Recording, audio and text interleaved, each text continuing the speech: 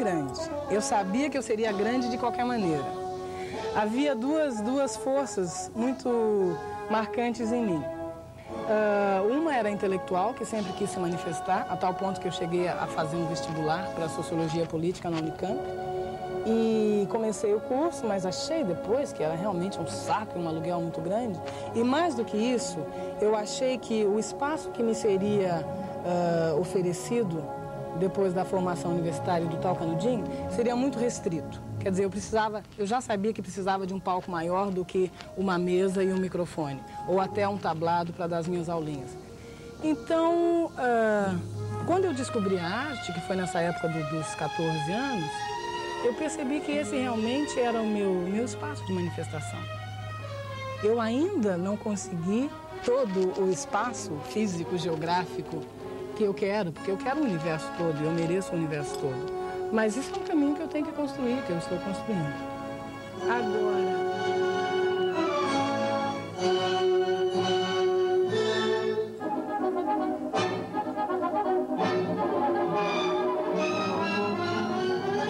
Eu pretendia realmente, eu tinha como objetivo ser escritora.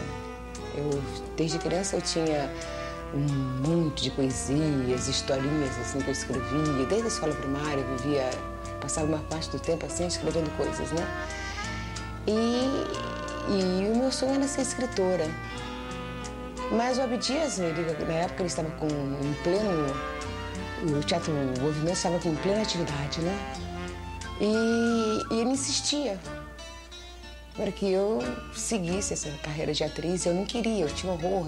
Para ele que não tinha nada a ver com atriz, meu sonho era ser escritora. E dava os maiores chiliques dentro de casa. Eu gritava, não! Assim, bem dramática. Então ele disse, tá vendo como você tem a ver artística, assim, com você, não sei o quê? E ele acabou me convencendo, né? E eu estreiei num espetáculo que ele fez que se titulava Rapsódia Negra, né? Eu estreiei dançando com a Mercedes Batista e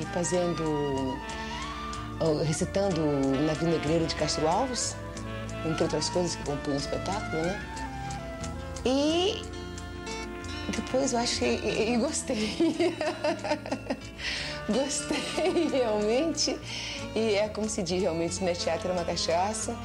E pisar as tábuas, assim como se fala em teatro, uma coisa muito séria, e a gente acaba realmente gostando, né? E estou aí. Já se vão 30 e poucos anos. Como você começou no cinema? Cinema? Cinema eu comecei foi quando o Marcelo Caminho esteve aqui.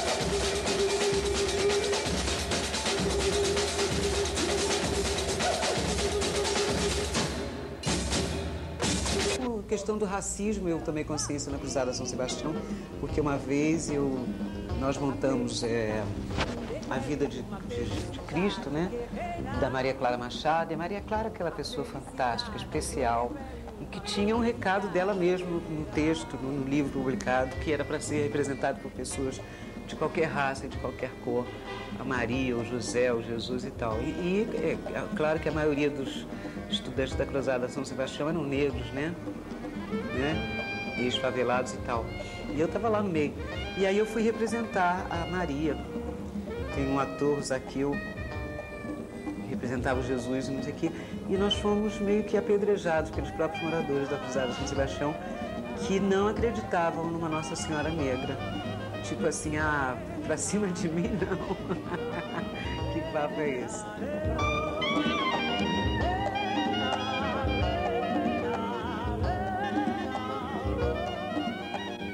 Aqui esse Parque Lage era da Bresanzoni Lage, que foi uma grande cantora lírica, então ela fazia óperas aqui dentro e tudo. Quando eu comecei o Teatro Experimental do Negro, Pascoal Carlos Magno me deu uma lista dos amigos dele para eu vender os ingressos que eu estreiei no Municipal, fazendo o Imperador John com o Teatro Experimental do Negro. Foi também um movimento incrível, imagina os negros pela primeira vez no Municipal, que até então era só companhias francesas e grandes óperas internacionais. E nós fomos o primeiro grupo de negros a entrar no Municipal, eu estreiei ali. Então,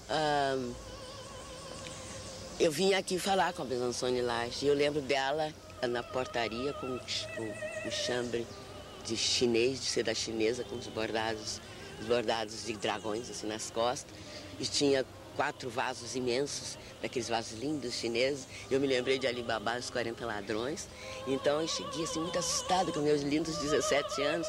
E ela foi carinhosa, então eu expliquei que nós estávamos fazendo um teatro, não tínhamos dinheiro, e que estávamos vendendo os ingressos do Municipal para fazer a montagem. Então eu sempre que entro aqui eu lembro desse dia. Eu estava começando minha carreira e já era teimosa, já era muito atrevida.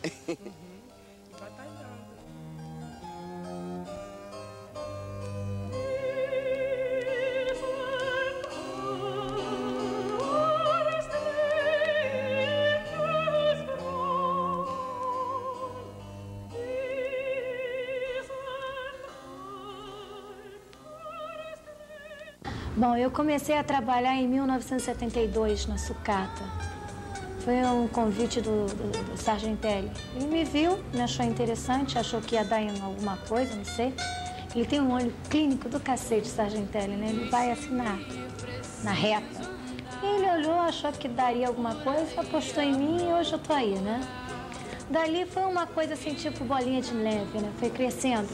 Eu comecei a fazer capas de revistas, eu comecei a fazer anúncios, né, propaganda, e para televisão comecei a fazer linha de show, depois comecei a fazer teatro, comecei a viajar, comecei a conhecer países diferentes, conheci também o Brasil inteiro, né? Antes de ser atriz, tudo isso, né? Quer dizer, aí foi crescendo, o negócio foi crescendo, eu comecei, depois aí começou a pintar cinema, porque foi uma coisa assim, foi gradativo, né? Foi uma coisa atrás da outra. Aí comecei a fazer cinema, foi o Flagrante, é pra falar todos os nomes? Pode falar o que você lembrar. Eu já fiz uns 10 ou 12 filmes. O Flagrante foi com O Homem de 6 Mil Cruzeiros contra as Panteras, Manicures a Domicílios, Manicure a Domicílio com As Calças na Mão, Histórias que Nossas Babás Não Contavam. Fiz uma comédia também francesa, Se Tu vas rire, tu meurs.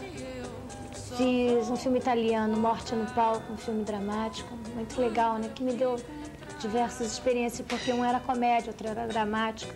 E aqui no Brasil a gente fazia assim, um tipo de porno chanchado, uma coisa de leve, né? Sem aquele erotismo pesado, sujo, safado nesses filmes aí que aparecem hoje em dia, nada disso. Era uma coisa bem alegre a porno chanchada, pena que acabou. Depois eu fiz 007 contra a Man Rake, né, que deu aquele comentário todo na época. As pessoas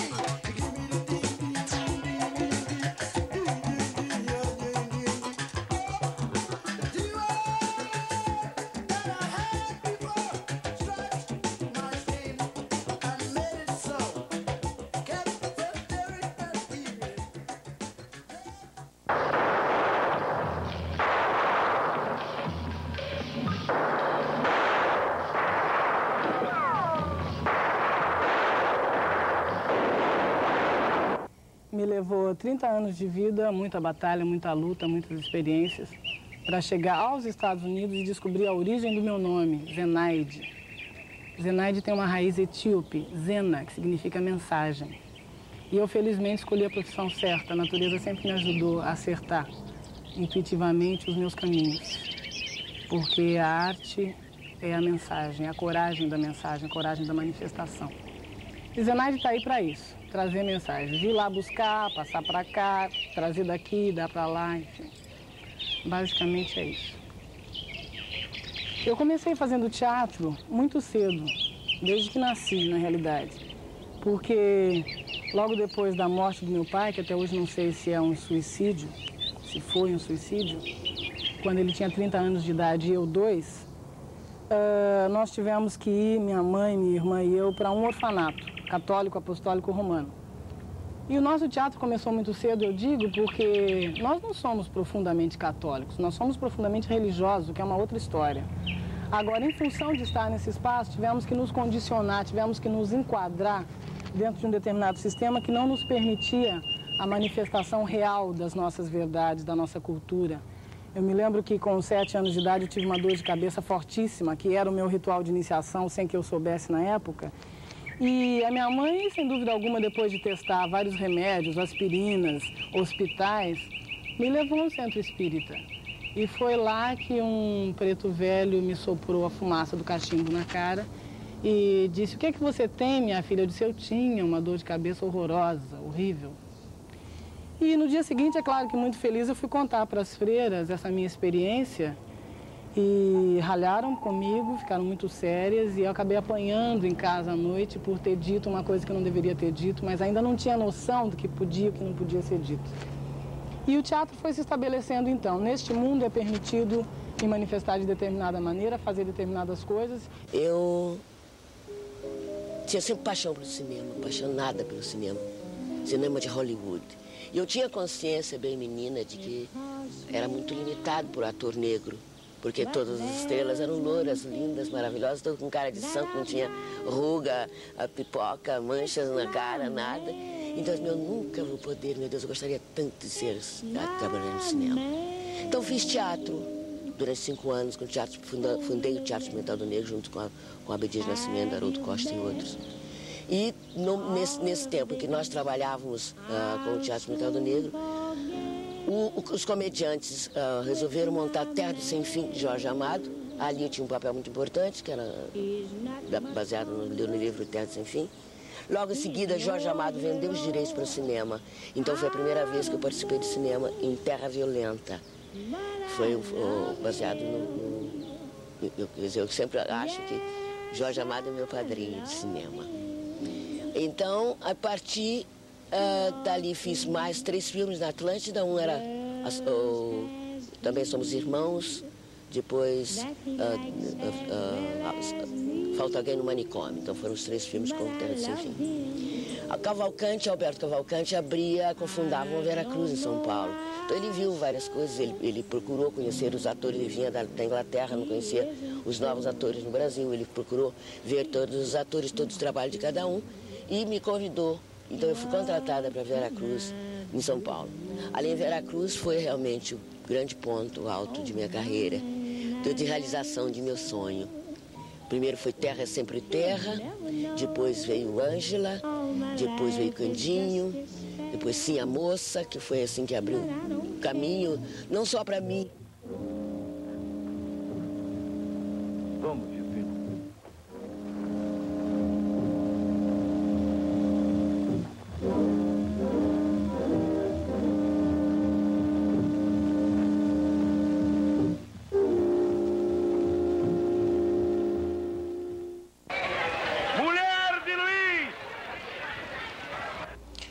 Cinema eu comecei foi quando o Marcel Camus esteve aqui no Brasil. Ele começou a fazer um concurso, né, para testar os personagens do Orfeu Negro. E na época eu vi que eu tinha feito o Orfeu da Conceição no teatro, né, de Vinícius de Moraes. Então eu me candidatei e fui à Aliança Francesa e concorri ao personagem. Eu nunca pensei em Serafina, porque eu conhecia a peça de Vinícius, que foi uma adaptação em cima da peça de Vinícius, a peça de Vinícius é em cima da tragédia, né? Da história. Então, eu aí pensei que eu faria o mesmo personagem, no caso, que seria a Mira, né? E cheguei lá, ele gostou mais, assim, nos testes que eu fiz, no personagem em cima do personagem da Serafina, né?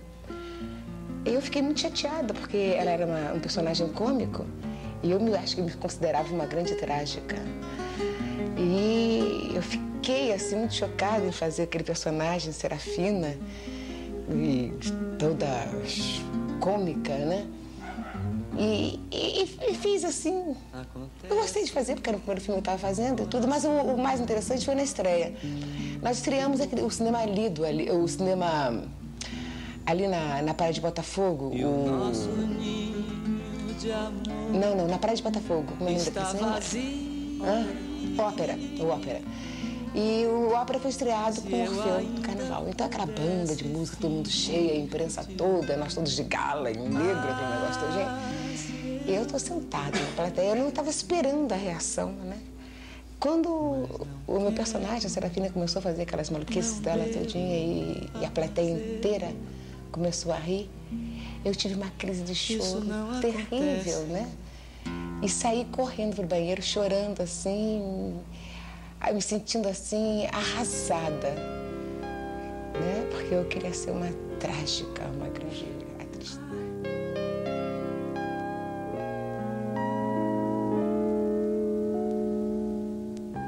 Linda,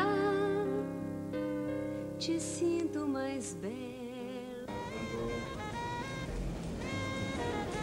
Bom, daí a gente estava numa reunião lá no Harlem, né, e tal, e aí eles perguntaram se eu estava no elenco porque se eu fui convidada porque eu era uma boa atriz e eles não tinham outra opção, ou se era porque eu era também concordava, se eu era engajada, né, com a política do Teatro de Arena, né, tal, de esquerda, aquela coisa. Aí o Boal falou, não, ela é super politizada, ela sabe das coisas.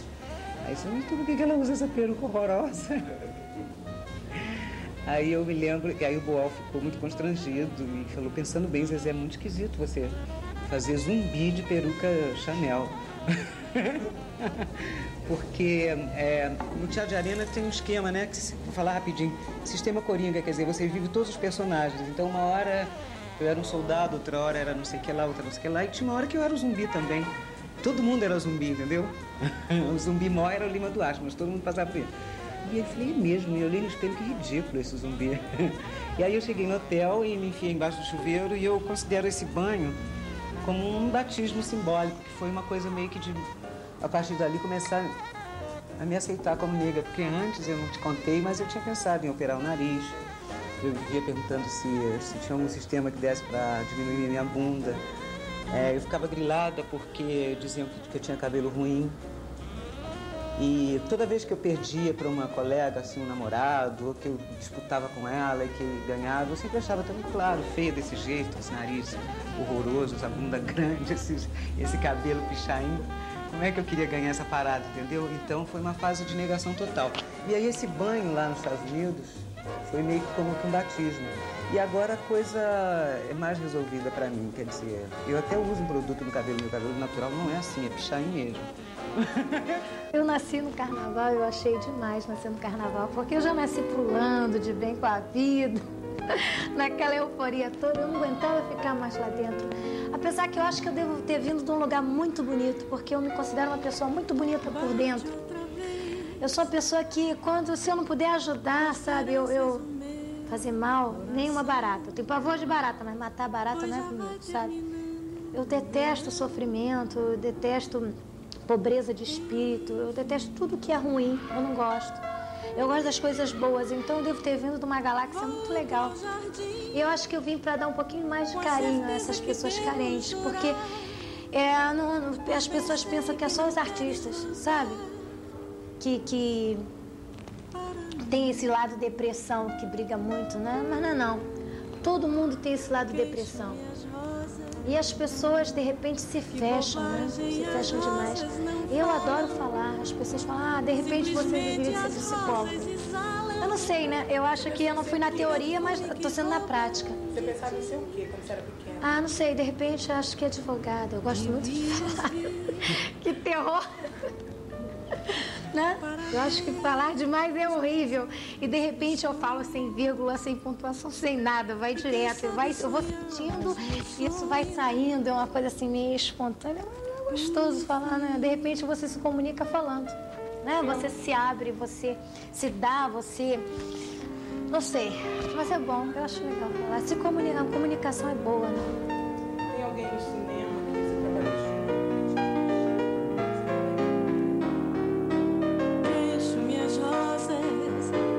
Bobagem, as rosas não falam. Toma lá, seu curioso.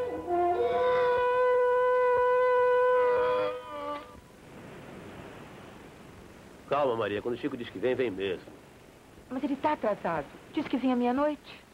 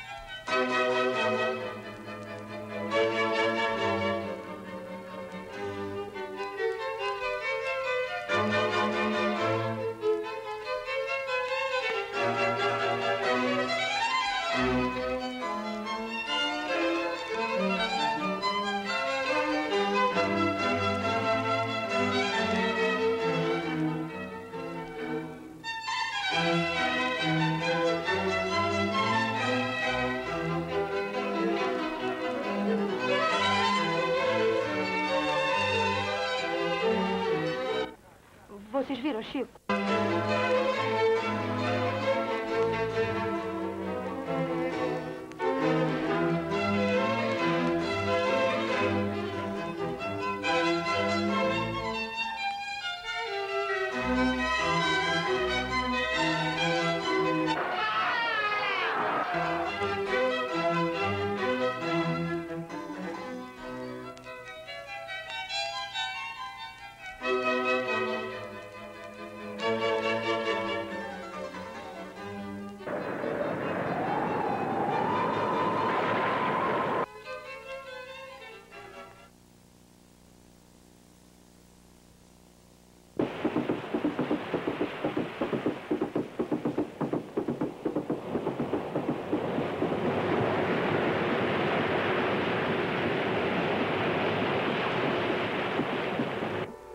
Carne em toneladas, fardos de porão. Cota da coroa, fichas de batismo.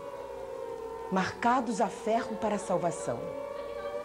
Entregues à morte, sendo Cristo a vida.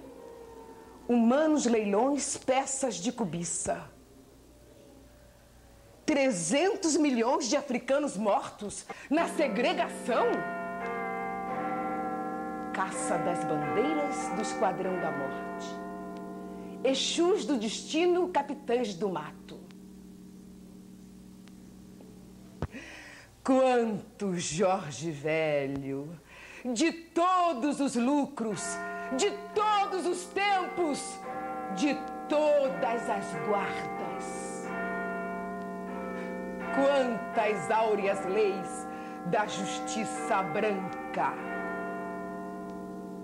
Veja, há pouco tempo essa série que passou, né, sobre a abolição, foi trágica, né? Foi trágica no sentido seguinte, porque não deixou, né, a menor expectativa de organização. Você veja, aqueles que estavam a organizar, quer dizer, foram todos mortos, assassinados, né?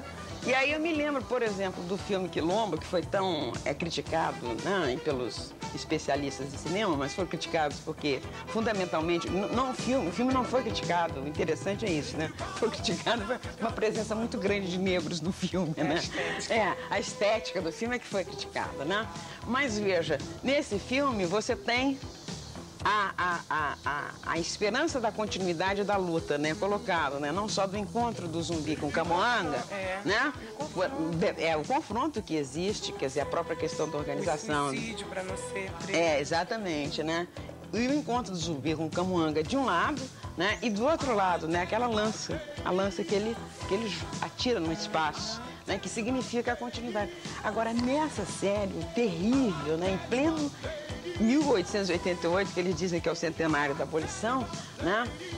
O que a gente percebe é que essa série, de uma forma ou de outra, ela aponta que não se quer centenário de abolição nenhuma, no momento em que todos, né, os personagens que representavam o negro organizado, né, organizado nos quilombos, etc. e tal, todos são liquidados, foram todos assassinados, né?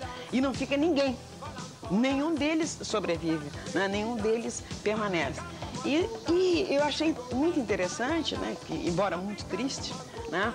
Porque as nossas crianças estão vendo viram a série, né?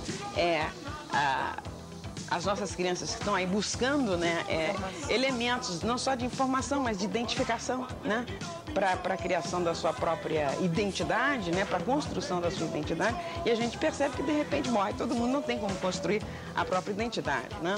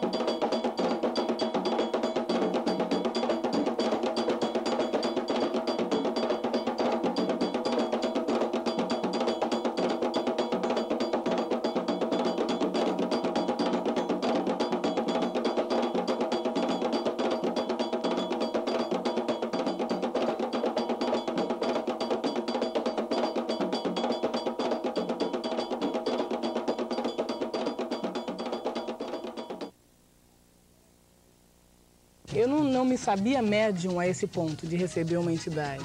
E não fizemos para a Tenda dos Milagres nada que abrisse os caminhos intuitivos, os caminhos sensíveis de cada um dos atores que tivesse que trabalhar diretamente com essas entidades. Mas o que eu sentia nos meus momentos de preparação do personagem, momentos até físicos, né? Eu passava azeite de dendê no corpo, eu punha aquelas unhas negras imensas, a maquiagem do rosto, a saia, os colares. E enquanto eu ia me vestindo de tudo isso, eu percebia que algo muito maior do que esses elementos materiais ia também me vestindo, ia também me tomando. E era uma coisa de um prazer muito grande, de uma força muito grande e de um poder muito grande.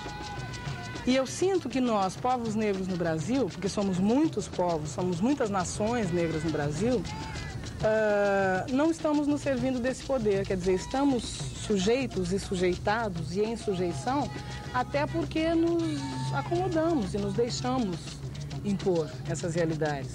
Porque essas entidades todas existem para nos servir, para nos dirigir, para nos elucidar, para nos direcionar e nós as estamos deixando de lado.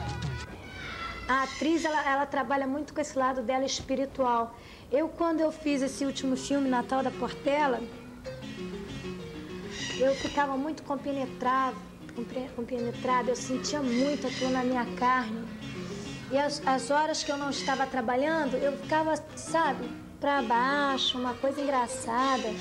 O sofrimento era tanto e ao mesmo tempo que vinha aquele sofrimento, aquela fome, aquela angústia, por estar vendo o meu marido aleijado e não conseguir emprego e estar vendo tudo por água abaixo, De repente vinha aquela força, eu falei, não, eu tenho que ajudar o meu marido, é o único homem que eu gosto, eu amo, sou apaixonada. Então temos filhos e a gente tem que vencer tudo isso. Quando eu estava fora daquilo, eu sentia aquela briga dentro de mim, aquela coisa. Tinha horas que eu estava muito triste, tinha horas que eu estava feliz por eu estar conseguindo passar aquele lado tão bonito daquela mulher, que foi uma coisa que aconteceu, né? Aquela força dela de vou vencer. Então, eu acho que a gente tem que sentir isso, sim. E por ter acontecido, eu acho que foi um lance muito forte. Eu até tinha épocas, né, que eu ficava paradinha no cantinho, a Zezé vinha perguntar, o que é que você está sentindo, Adélia?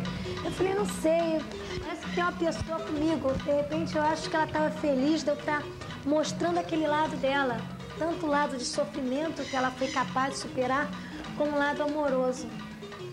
Os personagens provocam, né, uma coisa dentro da gente, a gente tem que fazer uma viagem para dentro, para criar cada personagem, né? E aí nessa viagem você se questiona muito, aquela coisa que o nosso querido Adalto, né, tá falando, que ele não conhece nenhum ator que não fez ou que faz análise ou que pensa em fazer, né? Porque personagem mexe com isso, muito com tudo, né? E aí, a partir dos meus personagens, começaram mil interrogações, mil dúvidas, mil conflitos. O poeta nigeriano, Wole Soyinka, tem um poema, ele inclusive é Prêmio Nobel de Literatura, e tem um poema que diz: o belo morre quando morre nele a beleza. O indolente morre na indecisão. Só o homem livre morre livre do medo, do egoísmo e da ambição. Só o homem livre mantém a vida de seus filhos. Só um homem livre mantém viva toda uma comunidade.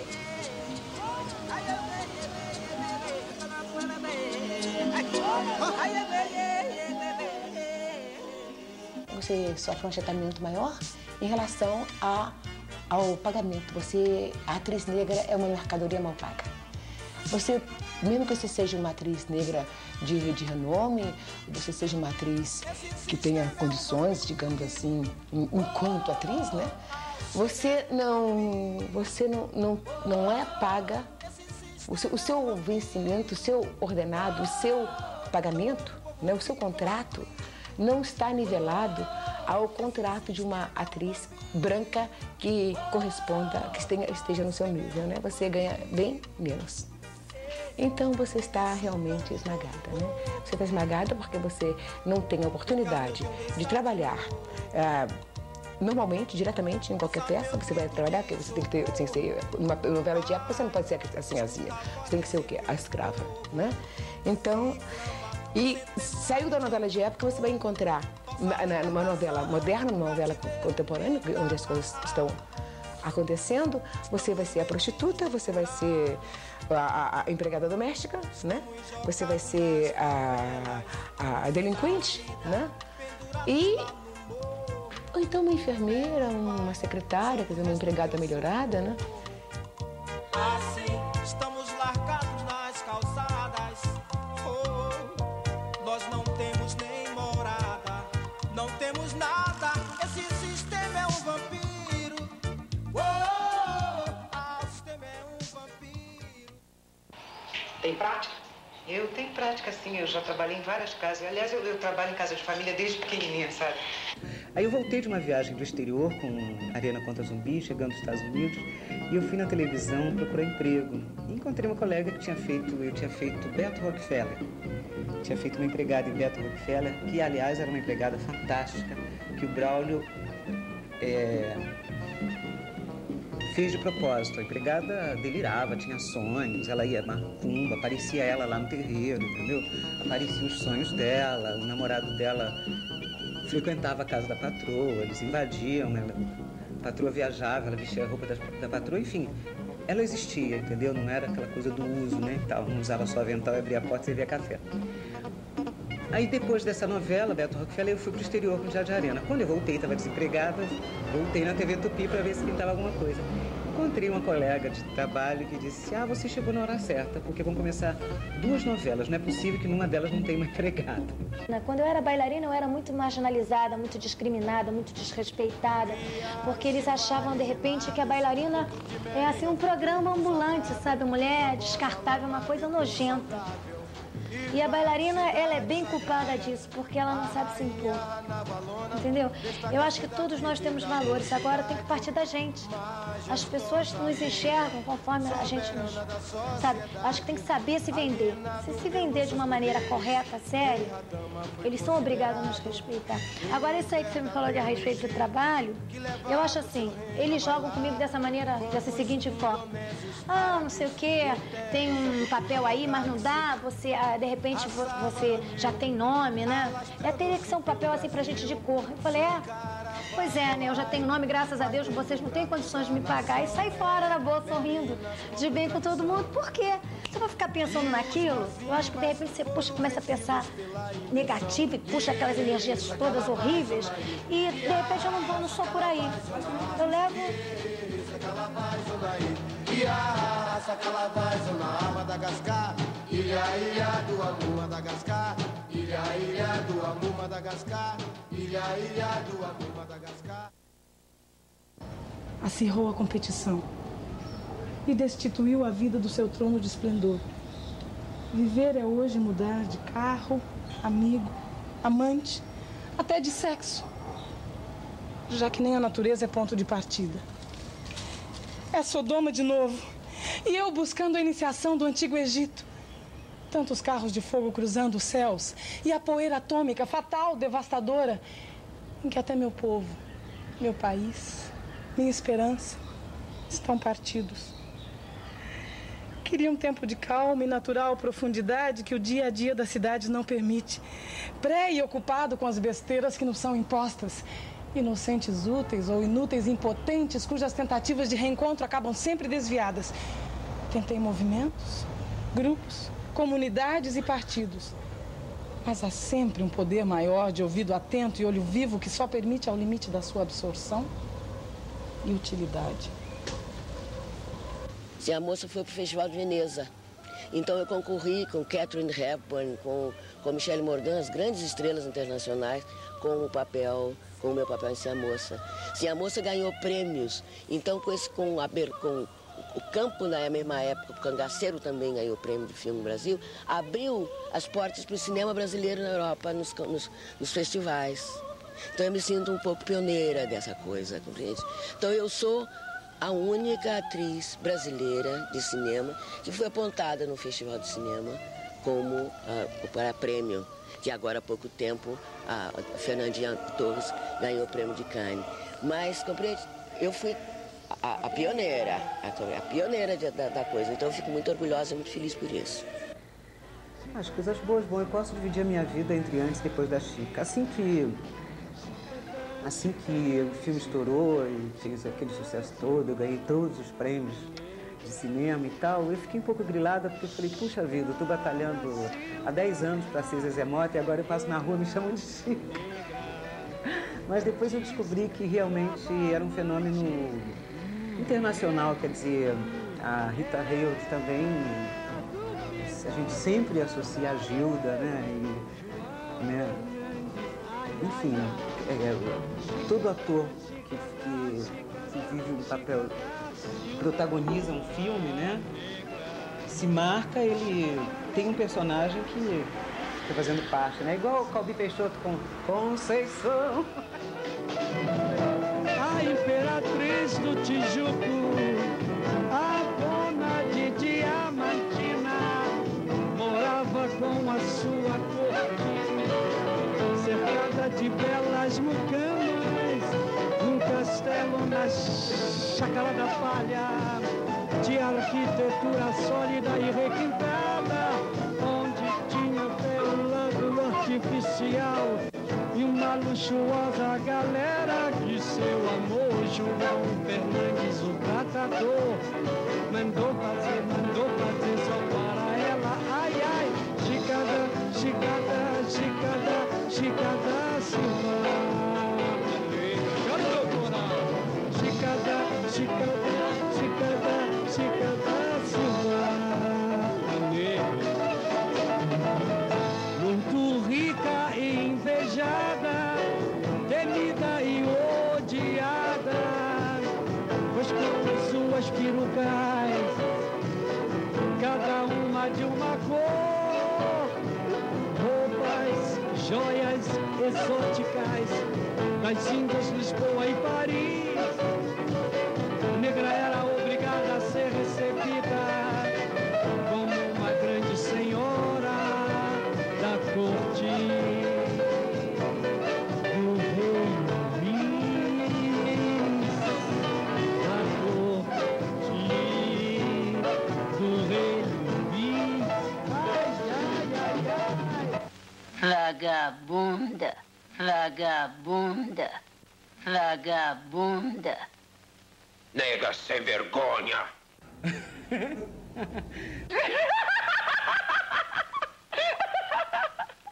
Medea é uma personagem que eu quero fazer, que tem grande paixão. Cleópatra é outra, embora tenha algumas críticas quanto ao trajeto e a maneira como ela resolveu o problema da sujeição do Egito a Roma.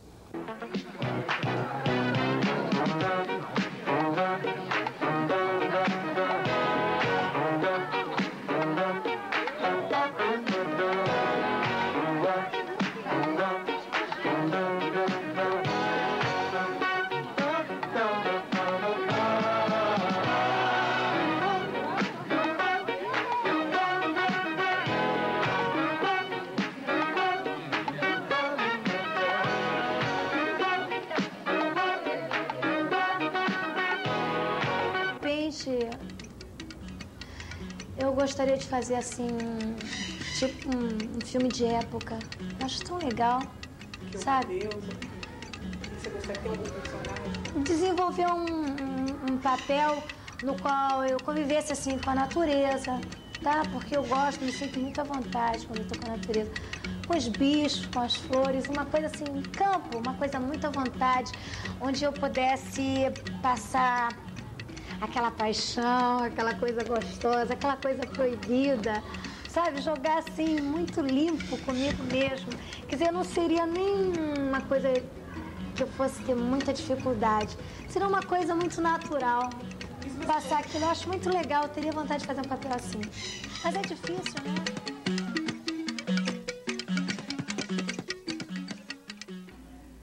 Nós temos muito que conquistar e lutar por isso, né? E como? Como? Você tem que lutar como? É nós retendo o poder nas mãos. Enquanto nós não tivermos o poder nas mãos, nós não vamos conseguir nada, né? Nós temos que estar de uma forma igual, tem que estar equilibrado, né? Não o homem branco, nada de não fazer racismo às nada disso. Não o homem branco só retendo o poder e nos manipulando, né? Eu digo você realmente com tudo, em igual posição, né? Você sendo atriz, você sendo diretor, você sendo produtor, você sendo autor, você sendo em câmera, você sendo iluminador, você sendo tudo, né? Aí realmente as coisas vão ser muito mais fáceis, porque se continuarem assim... São vários os caminhos. A dificuldade do ator, a dificuldade de um tema, a dificuldade de produções. Porque se eu sou financeiramente segura, eu monto o meu teatro. Sabe, se eu tenho condições financeiras, eu faço o meu vídeo. Mas eu não posso. Eu tenho o meu trabalho exclusivamente para sobreviver. Ter minha vida organizadinha e de viver com dignidade. Então, as dificuldades são muitas. E claro que para o ator negro, eu digo ator negro geral, mulher e homem, é mais difícil. Comecei a cobrar cada vez que me convidavam. Por que só chamavam eu, a Ruth de Souza, Léa Garcia, o Pitanga, Milton Gonçalves e Grande Otelo e tal? Que na época éramos só nós mesmos. Então eu dizia assim, mas onde é que estão os atores negros? Apresente bons atores negros que nós vamos criar histórias para eles e tal e tal. Aí virou meio que um desafio. E eu tenho essa cara de boazinha, mas eu não sou não. Eu adoro um desafio. Eu sou meio que movida, sabe, a um desafio e tal. Aí, se a gente for falar em termos de inconsciente cultural brasileiro, esse inconsciente cultural é negro, né? E os brancos se apropriam disso, né? E nós vamos constatar então que para a mulher negra, o lugar que lhe é reservado é sempre o lugar menor, né? É o lugar da marginalização, é o lugar do menor salário, é o lugar do desrespeito com relação à sua capacidade profissional, né? Personagens secundários. Sempre personagens secundários, quer dizer, paisagem, né?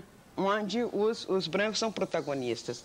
Embora tenha havido mudanças, a gente não pode também negar isso. Mas essas mudanças a gente percebe que elas se dão num sentido muito mais sofisticado de reafirmação dessas posturas paternalistas, né?